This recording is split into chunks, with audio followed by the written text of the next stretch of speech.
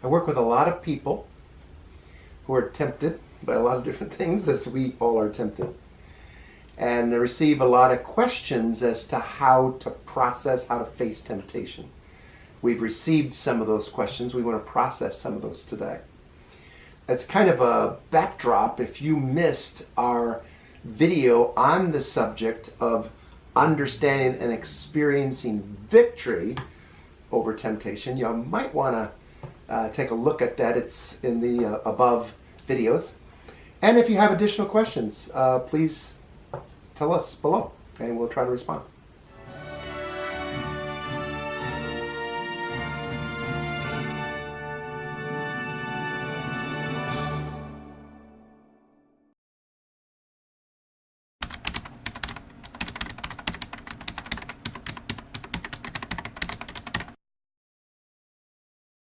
Yeah, well, again, first and foremost, we have to understand that we're not the source of temptation. Satan is.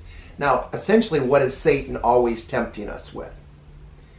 It's very simple. If you understand the primary purpose of God, the primary purpose of man, and the primary purpose of the devil, this is like 101, basic. Primary purpose of God is to be God, to be active, to be a doer, to express His grace activity. God's purpose is grace. God created man to be receptive to His grace. So that receptivity to God's activity is what we call faith. Now, Satan's primary purpose is negativity. He's attempting to negate everything that God's up to. He hates God. Frankly, if I could say it this way without offending you, he didn't really give a damn about you.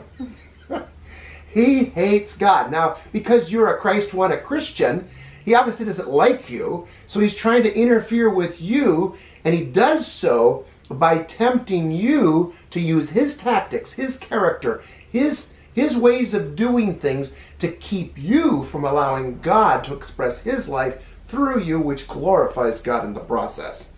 And so, when we're tempted, it's just simply Satan's way of trying to hinder God from doing and being who he is in our life. Remember, as Christians, we are the body of Christ.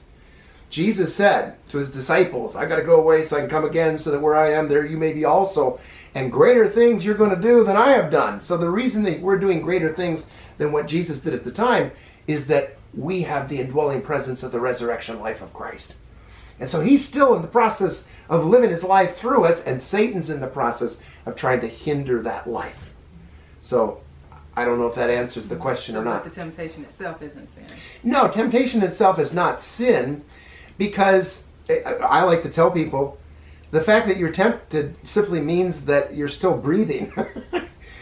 Temptation is the solicitation of Satan to solicit you to get your God-given needs met in ways that God has not authorized in any given moment.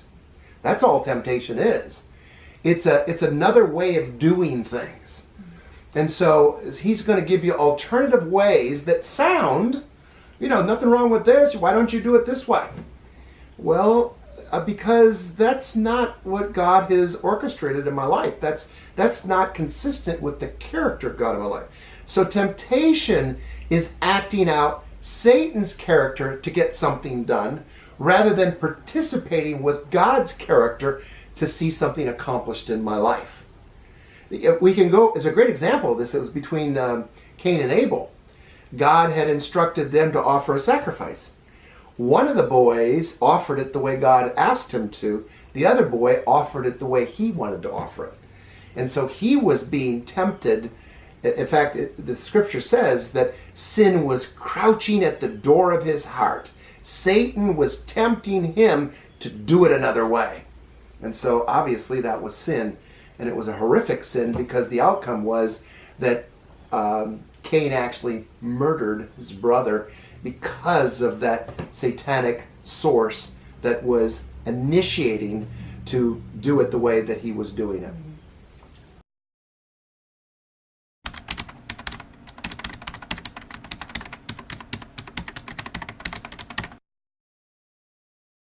Yeah, we have to be careful how we read that, because we can sometimes read wrongly. As we submit to the Lord, see, the primary responsibility of the Christian is simply to respond to God. Our receptivity to God's activity.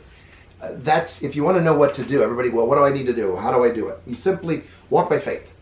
You receive God by faith, you walk by faith. What is faith? Simply being receptive to whatever God is doing. So when James says, submit yourself therefore unto God, he's simply acknowledging that we have to submit to whatever God is wanting to express, his character at that moment. The resisting the devil is just the outworking of the fact that you're participating with God. Satan's always opposing God. So as you're submitting to God and experiencing the outworking of God's life, by doing so, you are resisting the devil without having tried to do anything. So it's not becoming devil conscious, it's not fighting the devil, it's simply being who you are in Christ, and in the process, without even realizing it, you are resisting the devil. So the focus is always Jesus. And this is where people get distracted. They think, oh, I gotta fight against the devil and I gotta fight against his ways. No, if you start thinking that way, then your focus is on sin and on Satan, and you will be defeated. Victory over temptation is participating with the victor, who is your life.